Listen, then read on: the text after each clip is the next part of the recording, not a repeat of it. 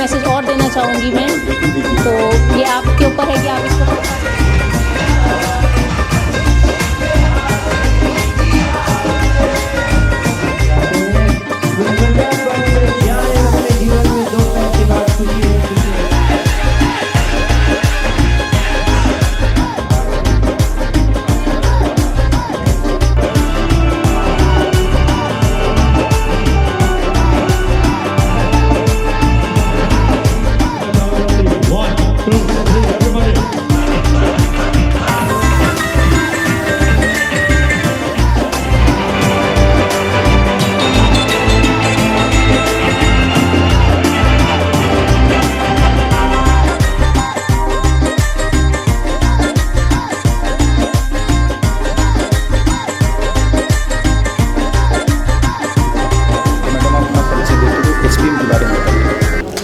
नमस्कार दोस्तों, मेरा नाम तपस्या गोयल है। I am executive director of HPM chemicals and fertilisers limited. HPM एक 47 ईयर्स ओल्ड कंपनी है जिसकी शुरुआत मेरे लेट ग्रैंडफादर ने करी थी, श्री किशन दास अग्रवाल जी। इसके बाद इनके 5 बेटे हैं जिन्होंने इस कंपनी को संभाला था। स्लोली एंड ग्रेजुअली अब मेरे फादर इस कंपनी को देख रहे हैं पिछले 20 सालों से, और मेरा इंट्रोडक्शन इस कंपनी में कुछ 4.5 साल पहले हुआ है, और तब से मैं इस कंपनी को मार्केटिंग को लीड कर रही हूँ। बाकी काम तो सारे चेयरमैन साहब देखते ही हैं। काफ़ी प्रोग्रेस है HPM की ओवर द ईयर्स। डेली हर साल हम इसको कोशिश करते हैं कि 10 to 15% ग्रोथ दे सकें इस बिज़नेस के अंदर, और आगे हमारे काफ़ी अच्छे प्रॉस्पेक्ट्स हैं जिसके बारे में मैं आपसे डिस्कशन करना चाहूँगी। लॉकडाउन के दौरान जहाँ लोगों का बिजनेस डाउन हुआ, वहाँ आप कह रहे हैं 10 से 15 या 20% ग्रोथ, तो क्या आपका ग्रोथ उतना ही रहा या कुछ घटा? लॉकडाउन का कितना प्रभाव रहा आपके बिजनेस? देखिए, लॉकडाउन का जो ग्रोथ रहा है वो एग्रीकल्चर सेक्टर में नहीं रहा है। अच्छा। एग्रीकल्चर सेगमेंट में तो फार्मर्स के लिए वैसे ही लिबर्टी थी लॉकडाउन के टाइम पे कि हम प्रोवाइड कर सकते हैं। हमारा सबसे पहले खुल गया था कृषि वर्ग सप्लाई चेन के हिसाब से, तो हमारा बिजनेस उस एंगल से इतना इफेक्ट नहीं हुआ है। और ग्रोथ इसलिए है क्योंकि अच्छी इस बार यील्ड हुई है, पैदावार अच्छी हुई है, तो उस हिसाब से सीज़न थोड़ा बहुत फेलियर बीच में गया है due to some climatic changes and all, लेकिन अदरवाइज सारी ही कंपनियों की ग्रोथ है। तो HPM ने भी अच्छी ग्रोथ ली है इस बार। लकीली मैं बताना चाहूँगी कि पहली बार HPM ने 500 करोड़ के टर्नओवर को क्रॉस कर लिया है। अरे वाह, तो बधाई। Thank you sir, thank you for that. तो किस तरह के प्रोडक्ट HPM बनाता है खासकर किसानों के लिए? जी, HPM के पास 4 कैटेगरी हैं प्रोडक्ट्स की, जैसे कि बाकी सब कंपनियां भी देती हैं। हर्बिसाइड, वीडिसाइड जो एक सेगमेंट है, इंसेक्टिसाइड्स, फंजीसाइड्स और प्लांट ग्रोथ रेगुलेटर्स। अभी हम इसमें फर्टिलाइजर्स के सेगमेंट भी इंट्रोड्यूस करने जा रहे हैं। हमारी एक सिस्टर कंसर्न है कुंजाइट कंपनी। कुंजाइट के तहत अभी हम लॉन्च करने जा रहे हैं, जिसके इवेंट में भी आप भी शामिल हुए हैं। अभी लॉन्च पार्टी हमने करी है। फर्टिलाइजर्स के अंदर हम 14 नए मॉलिक्यूल्स लेके आ रहे हैं। अच्छा। और हाउस होल्ड सेगमेंट में भी हम एंट्री कर रहे हैं, जिसकी शुरुआत हम 5 न्यू मॉलिक्यूल्स से करेंगे। अच्छा जी, चलिए, बहुत अच्छा लगा आपसे बात करते हुए। Thank you. ये बताइए कि जहाँ पुरुषों का वर्चस्व है, खासकर कि इस बड़े पोस्ट पे, आप एक महिला होते हुए कैसा महसूस करती हैं? देखिए, बड़ा टिपिकल सा सवाल है। मैं ये नहीं कहूँगी कि बहुत मुश्किल है लड़कियों का एंटर करना एंड ये सब करना। ये सब अपने ऊपर डिपेंड करता है कि आप अपने आप को कैसे ट्रीट करते हो। अगर आप सोचोगे कि आप मेंस वर्ड में हो तो आप इस तरह से ग्रोथ नहीं ले सकते हो। आपको इस थॉट के प्रोसेस के साथ रहना ही नहीं चाहिए कि गर्ल है या बॉय है। You have to work like एक नॉर्मल इंसान जैसे वर्क करता है। इस मेंटेलिटी के साथ आप कहीं पे भी काम करोगे तो आप अपनी ज़िंदगी में जगह खुद ही बना लेते हो। मोरोवर एक बैक सपोर्ट भी चाहिए होता है, तो मैं पूरा क्रेडिट देना चाहूँगी अपनी मदर को।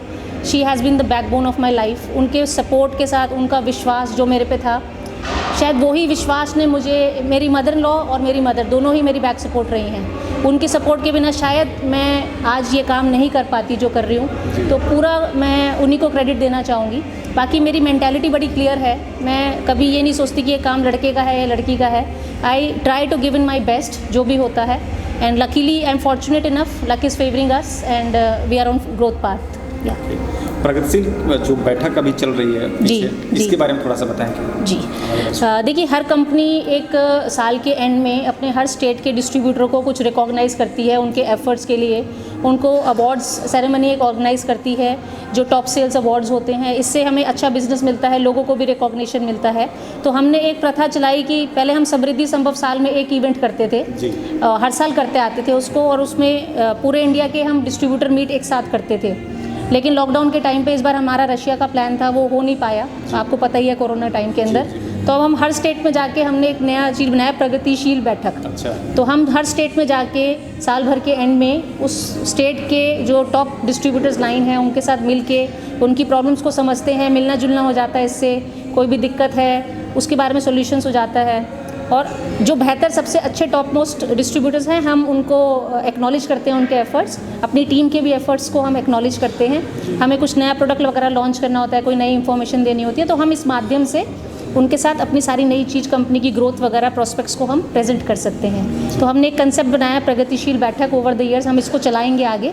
2020 में करा था, 21 में करा था, लक रहा तो इसको हम आगे चलाते रहेंगे। जी सर। तो क्या रिस्पॉन्स है किसानों का आपके प्रोडक्ट पर? किसानों को लेके प्रोडक्ट्स हमारा अच्छा है, हमारे अच्छी रेपुटेशन है। देखिए 47 ओल्ड ईयर कंपनी है।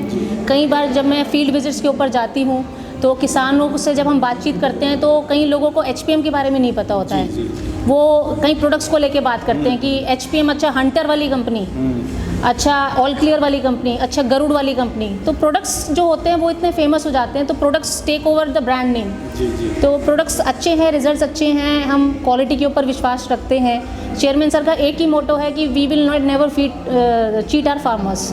तो फार्मर्स को क्वालिटी प्रोडक्ट हम देते हैं। हमारी NABL एक्रेडिट लैब है अपनी R&D की, हर प्रोडक्ट वहीं से होके गुजरता है। तो क्वालिटी एश्योरेंस हमारी तरफ से रहती ही है।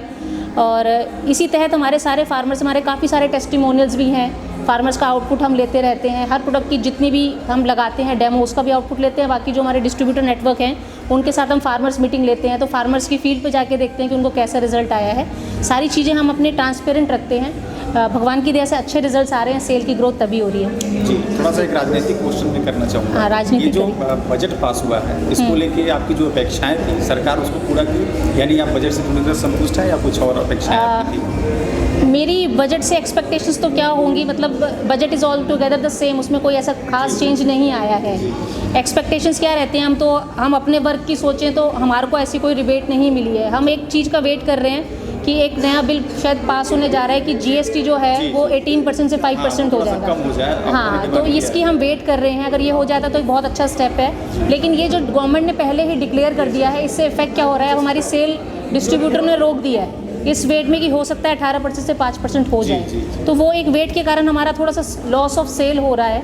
अगर अच्छा होता तो इमीडिएटली वो डिक्लेयर ही कर देते कि ऐसा होने जा रहा है। तो उस हर चीज़ का एक इम्पैक्ट होता है। बाकी बजट के अंदर ऐसा कोई खास चेंज नहीं है जो हम कहें कि हाँ भाई बेनिफिट हो रहा है। It's just the same. भविष्य में एचपीएम और क्या नया करने जा रही है? एचपीएम की जैसे मैंने आपको बताया कि फ्यूचर की एस्पेक्ट ग्रोथ के अब एक डिफरेंट दिशा में जा रहे हैं। चेयरमैन सर ने अभी एक नया प्लान हमें दिया है जिसके ऊपर हम वर्कआउट कर रहे हैं और उसके ऊपर हमारी तैयारी शुरू हो चुकी है। हम एक नया टेक्निकल प्लांट लगाने जा रहे हैं सून, जिसके अंदर हम 2,4-D सीरीज़ बनाएंगे। और कुछ पायरोथ्रॉड्स के भी हमारे प्लान हैं। तो हमारी वर्किंग चल रही है और इंशाअल्लाह अगर भगवान ने साथ दिया तो इसी साल हम लाइव ले आएंगे अपनी 2,4-D की प्रोडक्शन को। तो उसी से हम ग्रोथ एक्सपेक्ट कर रहे हैं कि नेक्स्ट ईयर हम B2B सेल्स की भी हमने अभी 100 करोड़ की सेल्स करी है इसी साल।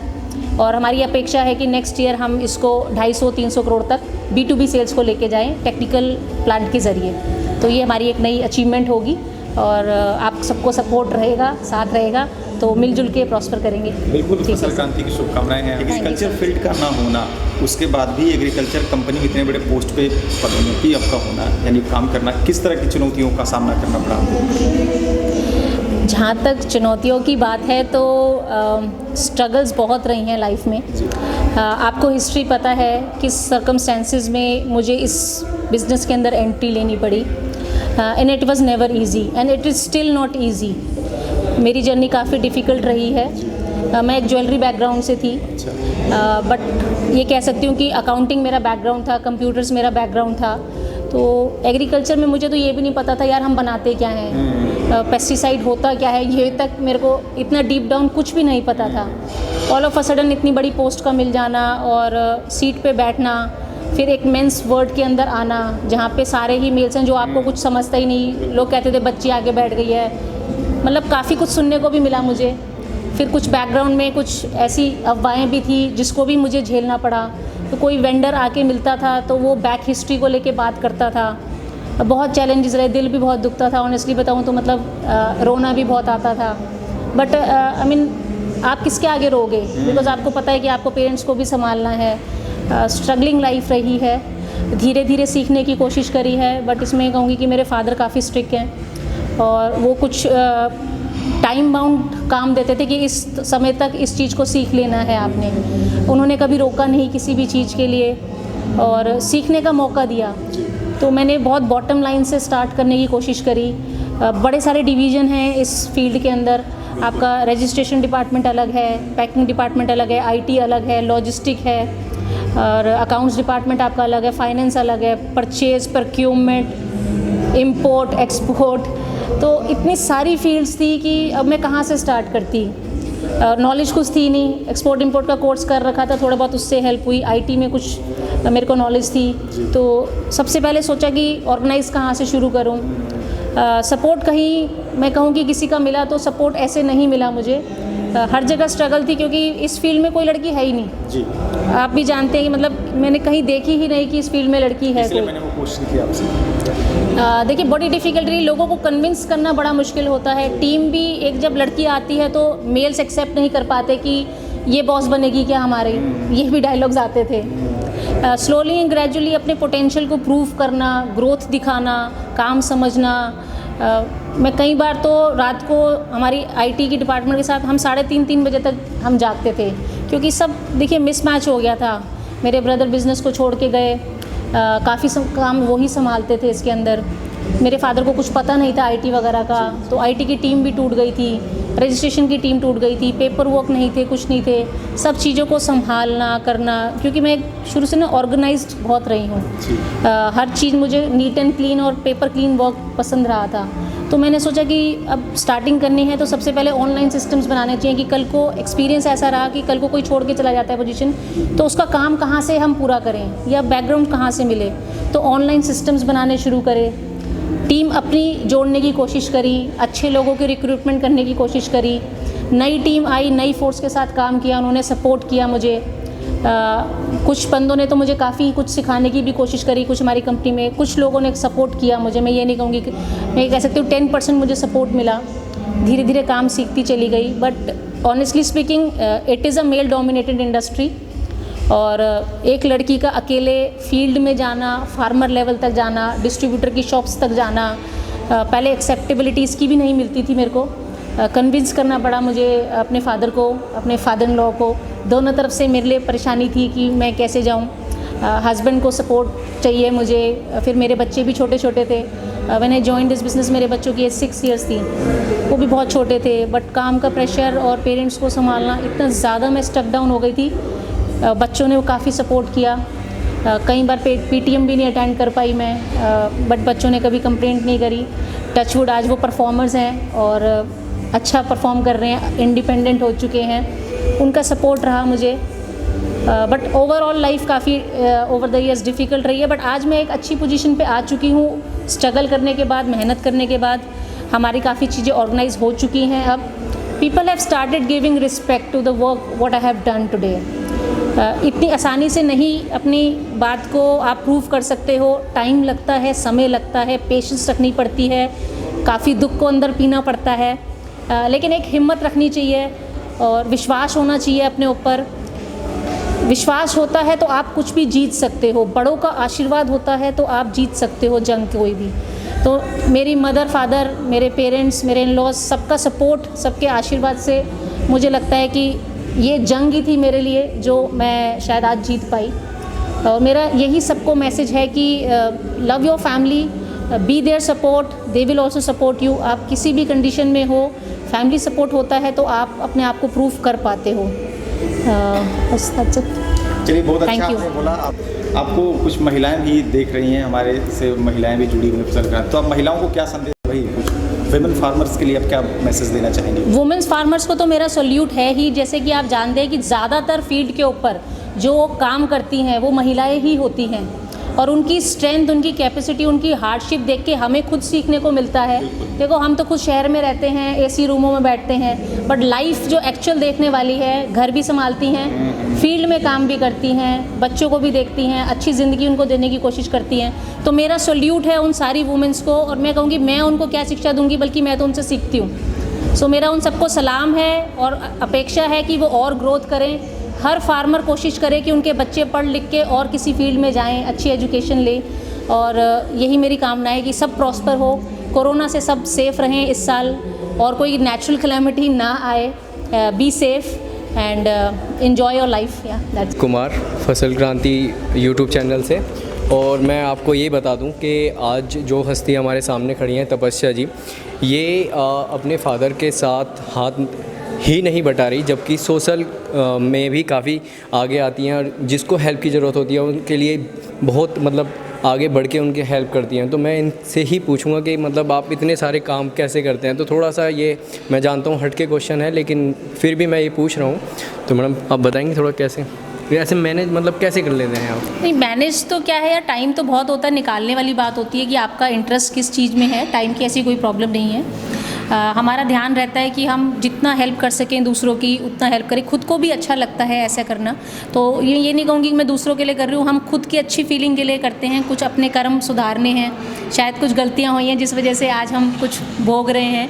तो हमारी कोशिश रहती है, वैसे भी CSR एक्टिविटी में हमने कुछ 9 गर्ल्स को अडॉप्ट कर रखा है।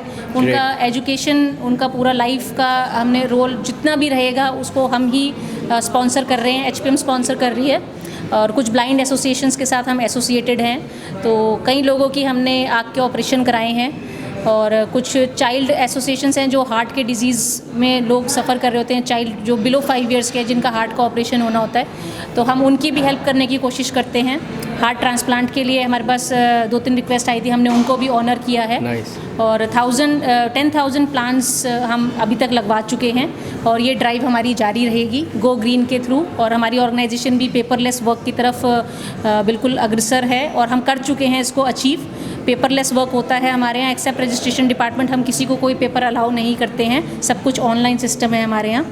और बाकी व्हील चेयर प्रोवाइड करना, स्कूल्स एजुकेशंस वगैरह करना, कंस्ट्रक्शन कराना स्कूल बिल्डिंग्स वगैरह की, ये सब भी हम CSR के तहत इसको हम करते रहते हैं। ब्लाइंड एसोसिएशंस में खाना खिलाना, ये छोटी मोटी एक्टिविटीज़ को हम कोशिश करते हैं। बाकी जब मैं फार्मर्स के यहाँ विज़िट करती हूँ तो उनकी कोई परेशानी होती है, कुछ होती है, दिखती है, तो उसको भी हम कोशिश करते हैं कि जितना हो सके हम अपनी तरफ से उसके अंदर हम कंट्रीब्यूट कर सकें। देखिए, मैं जैसे मैंने आपको बताया कि मैडम इतने अच्छा वर्क कर रही हैं, तो अमूमन हम देखते हैं कि कोई भी इतना मतलब अगर कोई काम भी कर रहा है लेकिन वो हमेशा हाइड रखता है। तो मैडम ने भी यही किया, लेकिन मैंने कहा कि नहीं, जब तक आप बताएंगे नहीं तो तब तक लोगों को पता नहीं चलेगा कि HPM भी कुछ ऐसा कर रहा है, और मैडम के हाथ से कुछ इतना अच्छे काम हो रहे हैं। तो मैं धन्यवाद करना चाहूँगा, और मैं कहना चाहूँगा मैडम आप इस वर्क को ऐसे ही कंटिन्यू करें, ताकि आपको जो लोग देख रहे हैं वो भी आपको देख के इंस्पायर हुए, वो सामने आए और लोगों की हेल्प फसल करें। क्रांति का भी धन्यवाद देना चाहूँगी। आपका प्लेटफॉर्म बहुत ग्रो कर रहा है, आपने काफ़ी कम टाइम में काफ़ी कुछ अचीव कर लिया है, और मुझे उम्मीद है कि आप भी इसी तरह से किसानों की सेवा में लगे रहेंगे, और आपकी मैगजीन भी